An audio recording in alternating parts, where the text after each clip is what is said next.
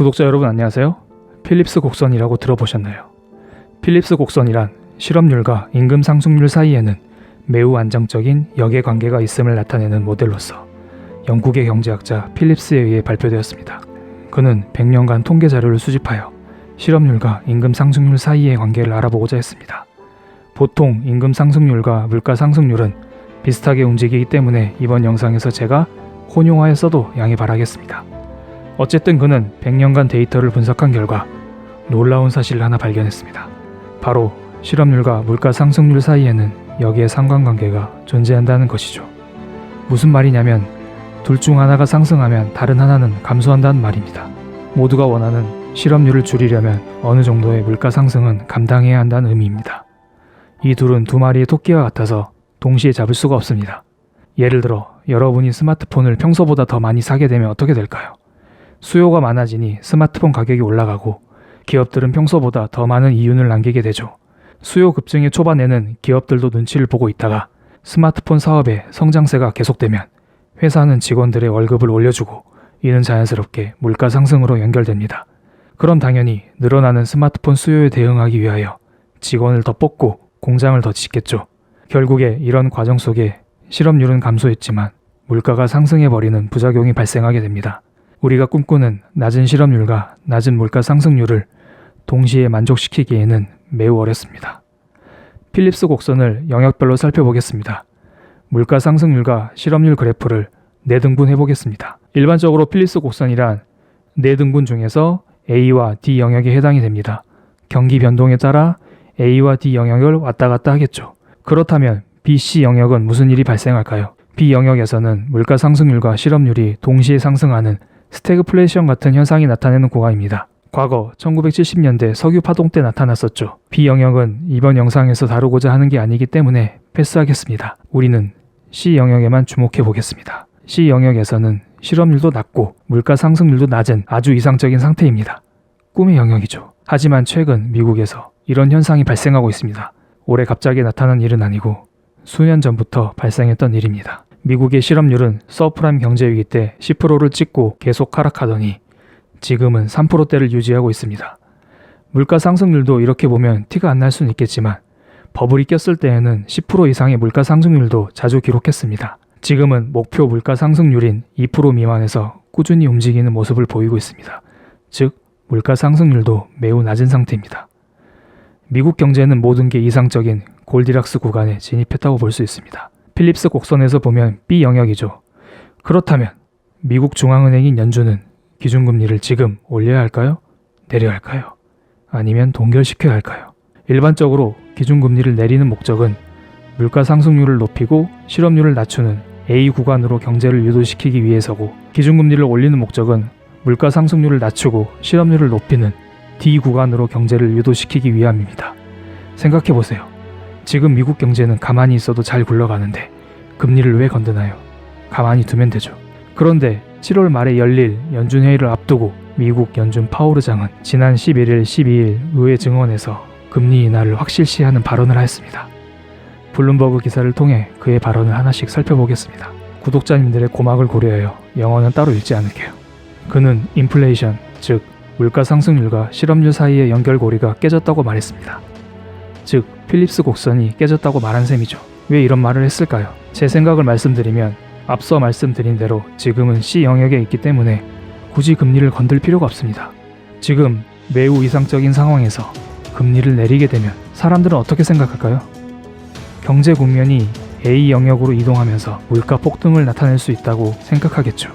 그런데 파월은 필립스 곡선이 깨졌다고 말을 함으로써 현재 경제는 과거의 이론으로 설명할 수 없다. 지금 금리를 내려도 물가 폭등 같은 사태는 발생하지 않는다 라는 것을 미리 말해두는 것 같습니다. 그러면서 기준금리 인하에 대한 배경을 다음과 같이 말했습니다. 무역 부문 긴장으로 제조업과 기업 공급망에 영향을 주고 있다며 무역 불확실성이 경제 전망에 부담을 주고 있다라고 설명했습니다. 미중 무역 전쟁이겠죠. 즉 미국 경제 자체는 매우 튼튼한데 외부적인 요인으로 인하여 기준금리를 인하할 것이라고 말을 하고 있는 것입니다. 예를 들어 중국발 경제 위기가 오면 중국의 부품을 납품하는 미국 회사들도 흔들릴 수 있기 때문에 미국도 안심할 수 없겠죠. 그래서 앞으로 찾아올 경제 위기에 대비하여 선제적으로 금리를 내린다는 의미죠.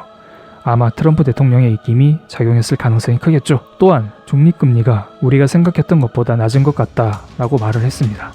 중립금리는 인플레이션 또는 디플레이션 압력 없이 잠재 성장률을 달성할 수 있는 이상적인 금리 수준으로서 보통 2%대의 물가 상승률을 달성하기 위해 필요한 기준금리를 말합니다. 연준은 항상 중립금리를 타겟으로 기준금리를 조절해왔습니다. 그런데 지금 중립금리가 훨씬 낮다는 의미는 현재의 기준금리가 높다는 의미로 해석할 수 있겠죠. 즉, 기준금리를 내려야 한다고 대놓고 말하고 있습니다. 최근 미국의 주요한 경제지표가 3가지 발표됐습니다. 미국의 6월 비농업 부문 고용이 전월에 비해 22만 4천 개 증가한 것으로 나타났습니다. 이는 지난 5월에 7만 2천 개 증가보다 큰 폭으로 늘어났고 시장의 전망치인 16만 개 증가를 크게 상회하는 호조를 보인 셈입니다. 그리고 6월 근원 물가지수, 즉 전체 물가에서 음식과 에너지를 제외한 핵심 물가지수는 전월 대비 0.3% 증가, 전년 동기 대비 2.1% 증가하면서 예상치를 상회하였으며 마지막으로 6월 생산자 물가지수 또한 시장은 동결을 예상했었는데 이를 상회한 0.1% 상승을 기록하면서 미국 경제가 여전히 탄탄하다는 것을 과시하였습니다. 이렇게도 미국 경제가 좋은데 기준금리를 왜 내려야만 할까요? 파월은 자꾸 미중 무역 전쟁 같은 대외적인 불안 요소와 아직 2% 물가 상승률에 도달하지 못했기 때문에 이를 달성하기 위해 중립금리까지 기준금리를 내려야 한다고 주장하고 있습니다. 단지 이것 때문인지 조금 의심은 들긴 합니다. 파월 의장은 수년간 트럼프 대통령을 겪어봤으니 이번에 금리를 내리지 않으면 트럼프는 더 큰 일을 저지를 사람이라는 것을 깨달은 게 아닐까요? 전쟁이라던가 그에 버금가는 특단의 제재 조치 같은 걸 할 사람이죠. 아니면 파월의 모가지를 칠 수도 있고요. 어쨌든 최근 발표된 3가지 지표 모두가 경기 확장을 가리키고 있었죠. 그러면서 달러 인덱스는 상승하였고 이는 기준금리 하락의 가능성을 줄였습니다. 하지만 파월 연준 의장이 의회 증언에서 대놓고 금리 인하의 가능성을 시사하면서 최근 들어 올랐던 달러 인덱스는 다시 하락 전환했습니다. 다만 미국 경제가 여전히 탄탄하기 때문에 0.5% 인하보다는 0.25% 인하에 힘이 실리고 있습니다.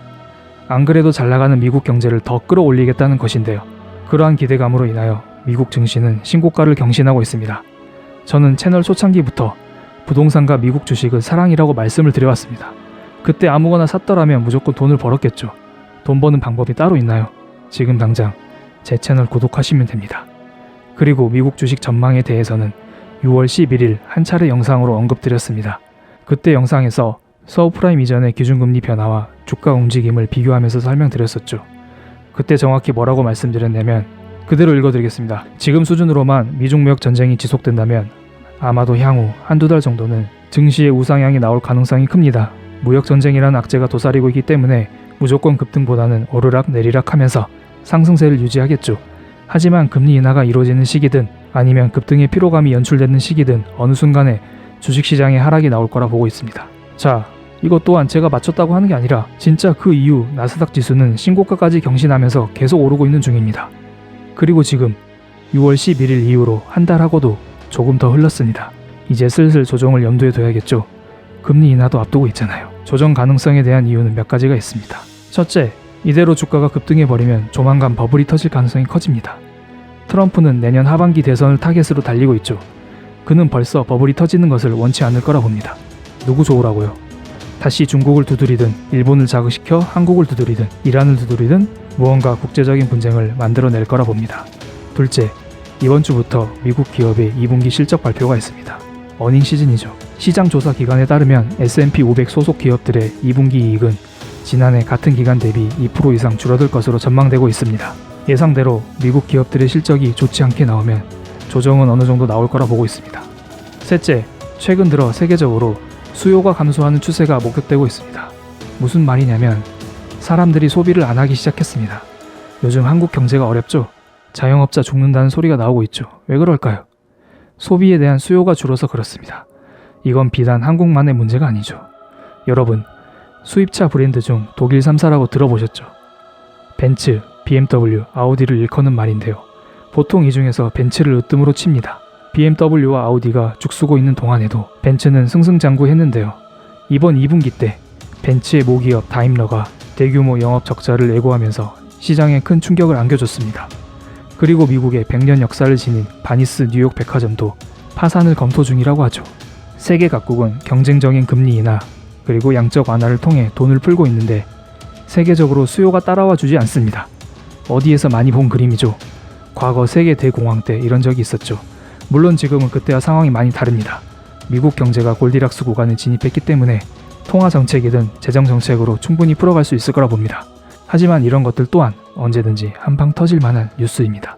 별개로 중국의 경기 침체 뉴스도 들려오고 있고요. 넷째, 나스닥 지수 차트를 보면 계속해서 신고가를 경신하고 하락하고 또 신고가를 경신하고 하락하고 이런 패턴을 반복하고 있습니다. 이번에도 나스닥 지수가 신고가를 경신했죠. 앞선 세 가지 이유를 핑계로 시장은 어느 정도 조정을 줄 가능성이 크다는 것입니다. 그렇다면 미국 주식은 어떤 식으로 대응해야 할까요? 과거에 충분히 대응법은 말씀드렸습니다. 여기에서 또 뭐라면 댓글로 너가 뭔데 사라냐 말하냐 이딴 이야기 할 것 같아서 적당히만 말씀드리겠습니다. 지난 6월 11일 이후에 매수하신 분은 꾸준히 들고 가시면 됩니다. 그리고 이제는 앞으로 여유 자금이 생기면 추격 매수보다는 향후 조정장을 대비하여 아래에서 매수할 궁리를 하셔야겠죠. 만약 조정장이 온다면 지수가 어디까지 빠질지 그건 저도 모릅니다.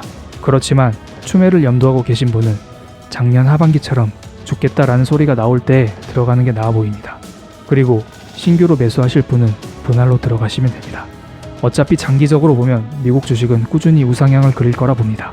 하지만 절반 정도의 물량은 당연히 작년 하반기처럼 죽겠다라는 소리가 나올 때를 대비하여 남겨둬야겠죠. 혹시나 조정장이 오지 않으면 어떻게 할까요? 여러분에겐 절반의 물량이 있잖아요. 절반 정도 매수하시고 수익 내면 됐죠. 주식은 도박처럼 하는 게 아닙니다. 여러분이 100% 주식형 펀드에 가입했다고 칩시다. 펀드 매니저는 고객의 돈을 받으면 돈을 다 주식에 투자해야 합니다. 혹시나 상승장이 왔는데 고객으로부터 왜 이것밖에 수익이 나지 않았냐고 항의가 들어올 수 있습니다. 펀드 매니저가 리스크를 대비하여 절반 정도는 채권 및 현금으로 들고 있었습니다. 이런 식으로 말을 할 수 있을까요? 안 되죠. 고객은 주식형 100% 펀드라는 것을 보고 리스크를 감내하고 투자했기 때문입니다. 여러분은 그냥 주식형 50%, 채권형 50%, 혼합형 펀드를 들고 간다는 마인드로 투자해야 합니다. 그리고 제게 투자 방법을 많이 물으시는데요. 가장 좋은 투자 방법은 본인이 직접 공부하셔서 개별 종목을 매수하시거나 그게 아니면 ETF를 매수하는 게 낫다고 봅니다. 정 자신 없으면 펀드도 나쁘진 않습니다. 뒤로 갈수록 본인의 머리는 적게 굴리는 대신에 수수료는 많고 수익률도 나쁠 수 있겠죠. 그렇다면 이제 국내 증시를 보겠습니다. 최근 일본의 반도체 소재 수출 규제 사건이 터진 이후로 삼성전자를 매수하는 외국인이 늘어나고 있습니다. 위기를 기회로 삼겠다는 것인데요. 저는 삼성전자는 장기적으로 매우 좋다고 봅니다. 미국이 화웨이를 규제해주면서 통신 장비 및 스마트폰 사업에서 삼성전자가 치고 나갈 수 있고 반도체 부문도 미국이 화웨이를 규제하면서 덩달아 TSMC도 위축됐죠. 삼성전자의 시스템 반도체 라이벌인 TSMC가 위축되면 도리어 삼성전자가 시스템 반도체 분야에서 선두로 치고 나갈 수 있는 기회가 될 거라 봅니다. 장기 투자하실 분은 삼성전자를 중심으로 코스닥 반도체 5G 회사를 노려보는 게 나아 보입니다. 그래도 전 미국 주식이 훨씬 나아 보이지만 만약 한국 시장에서 장기 투자를 할 거라면 실적을 꼭 체크하셔야 합니다. 반도체 관련주라고 다 오르는 건 아닙니다. 향후 실적이 좋아질 만한 회사를 꾸준히 분할로 매입하는 것이 중요하죠. 한국 시장은 미국과 달리 공매도 같은 장난질이 심하기 때문에 분할 매수가 필수적입니다. 또한 한국 시장에서 어설픈 종목으로 장기 투자하는 것은 절대 안 됩니다. 어설픈 종목에 장기 투자할 바에는 차라리 단타 치는 게 낫습니다. 개인적인 사견이니 참고만 해주세요. 워렌 버핏의 투자 마인드로 한국 주식에서 대어를 낚으신 분들도 많으니 그런 분께서는 그냥 이런 놈도 있다 하고 가볍게 넘어가 주시면 감사하겠습니다. 오늘은 파월 연준 의장의 발언에 대해 분석을 해봤고 이를 통해 미국 주식과 한국 주식의 방향성에 대해 간략하게 체크해봤습니다. 원래 신흥국 주식도 포함시키려고 했습니다. 요즘 베트남과 인도가 뜨고 있죠. 이것까지 넣으면 분량이 너무 길어질 것 같아 이것은 추후에 다루도록 하겠습니다. 제 영상이 마음에 드셨다면 좋아요를, 앞으로 함께 재테크 스터디를 하실 분은 구독을 눌러주세요.